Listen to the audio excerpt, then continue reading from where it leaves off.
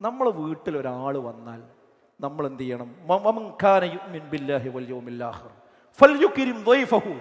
അല്ലാഹുവിലെ അന്ത്യദിനത്തിൽ നിങ്ങൾ വിശ്വസിക്കുന്നുവെങ്കിൽ നിങ്ങൾ അതിഥികളെ ബഹുമാനിക്കട്ടെ എന്നാണ്.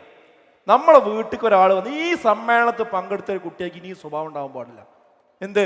വീട്ടിലൊരാൾ വന്നാൽ ഒരിക്കലും റൂമിനുള്ളിൽ അടച്ചിരിക്കുന്ന സ്വഭാവം ഉണ്ട്. നേരെ ചെല്ലുക, വീട്ടിൽ അതിഥി വന്നാൽ അവരോട് കയറിയിരിക്കാൻ പറയണം. ചില കുട്ടികൾ കോളിമെല്ലാം അടിച്ചാൽ ആരാ ഒറ്റ പോക്കാം, എന്നിട്ട് പറയും അവിടെ ആരാ വന്നിക്കണത്.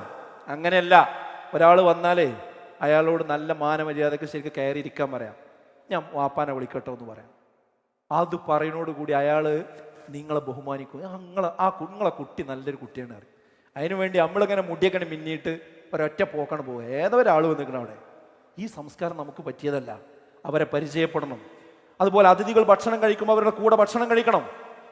ആ ഫോണൊന്നാണ് മാറ്റി വെക്കുക. ഒരു അതിഥി വീട്ടിലേക്ക് വന്നാൽ ചിലപ്പോൾ ഒരു ഭയങ്കര വൃത്തികെട്ടൊരു സംസ്കാരമാണ് എന്ത്? അതിഥി വീട്ടിലേക്ക് വന്നു കഴിഞ്ഞാൽ എന്ത് ചെയ്യുക? നമ്മൾ ഫോൺ എടുത്തുകൊണ്ട് അങ്ങനെ സംസാരിക്കുക, അല്ലെങ്കിൽ വാട്സപ്പിൽ അങ്ങനെ ചാറ്റ് ചെയ്യുക. ഈ മനുഷ്യൻ പിന്നെ എന്തിനു വന്നതാ?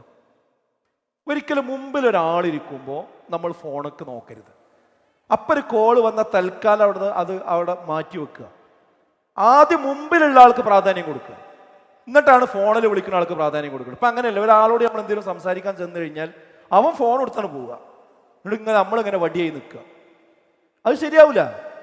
അപ്പം ആ ഒരു രീതി എന്തല്ല, ശരിയല്ല. അതേപോലെ പള്ളിക്ക് പോകുമ്പോൾ, ഇപ്പോൾ ചില കുട്ടികളൊക്കെ പള്ളിക്ക് പോകുമ്പോൾ ഫോൺ ഇങ്ങനെ നോക്കി, പിന്നെ അതിക്ക് ഇങ്ങനെ നോക്കിയിട്ട് വാട്സപ്പൊക്കെ നോക്കിയിട്ട് ഇങ്ങനെ നടന്നു പോകും. എന്നിട്ട് ആ ഒതുണ്ടാക്കണം. അവിടേക്ക് എത്തിയ ഈ ഇവിടെ വെച്ചിട്ട് എന്ത് ചെയ്യും? ഇങ്ങനെ ഇറുക്കി പിടിക്കും. എന്നിട്ടാ ഒതുണ്ടാക്കുക അല്ലേ? എന്നിട്ട് പിന്നെ ആ സെഫ്ക്ക് പോണത് വരെ ഇങ്ങനെ നോക്കിയിട്ട് മെല്ലെ പിന്നെ കട്ട് ചെയ്ത് കണ്ട് എന്ത് ചെയ്യും? പോക്കറ്റ് ഇടും.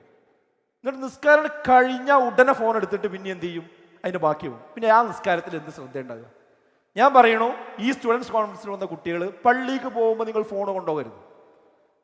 ഈ കൊണ്ടുപോകേണ്ട അത്യാവശ്യം ഉണ്ടെങ്കിൽ തന്നെ ആ സമയത്ത് സ്വിച്ച് ഓഫ് ആക്കിയ സൈലന്റ് ആക്കിയ വേണം. ഈ ഫോണിൽ തന്നെ ജീവിക്കുന്നൊരവസ്ഥ ഒരിക്കലും ഉണ്ടാവരുത്. വീട്ടിലേക്ക് കയറുമ്പോൾ സലാം പറഞ്ഞ് കയറുക. വീട്ടുകാരുമായി നിർബന്ധമായിട്ട് സംസാരിക്കണം. ഒന്നിച്ച് ഭക്ഷണം കഴിക്കണം.